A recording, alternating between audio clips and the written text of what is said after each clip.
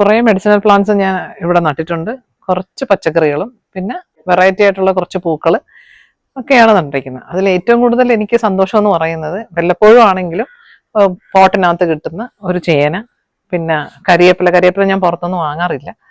ഈ പനിനീർ ചെമ്പകത്തിന്റെ പൂ ഇവിടെ വന്ന് പലരും കണ്ടിട്ട് ഒരുപാട് കാണാറില്ലല്ലോ എന്ന് പറയാറുണ്ട്.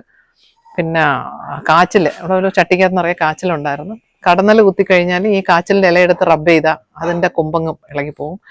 അങ്ങനെ അതുകൊണ്ടൊക്കെ തന്നെ പെട്ടെന്ന് ഓടി വന്ന ഒരു ആവശ്യത്തിന് ഈ ഇതിനകത്തുനിന്ന് തന്നെ ഞാനങ്ങ് മാനേജ് ചെയ്യാറുണ്ട് എന്തെങ്കിലുമൊക്കെ എടുത്തിട്ട്. പിന്നെ വേപ്പുണ്ട്. വേപ്പ് നമ്മൾ കുളിക്കുന്നതിന് ഈ വേപ്പിന്റെ ഇല മിക്കവാറും നല്ല തിളച്ച വെള്ളം, നല്ല വെട്ടിത്തിളയ്ക്കുന്ന വെള്ളത്തിലേക്ക് 3-4 കുപ്പ് വേപ്പിട്ടിട്ട് അതിനകത്ത് കുറച്ച് മൈൽഡ് ചൂടായിട്ടുള്ള വെള്ളം കൂടെ ചേർത്തിട്ട് കുളിക്കാറുണ്ട്. ആഴ്ചയിൽ 2-3 ദിവസം അങ്ങനെ ചെയ്യാറുണ്ട്. പിന്നെ ചെമ്പരത്തിയുടെ ഇല നമ്മൾ ഷാമ്പൂവിന് പകരം കഞ്ഞിവെള്ളമായിട്ട് തേക്കാറുണ്ട്.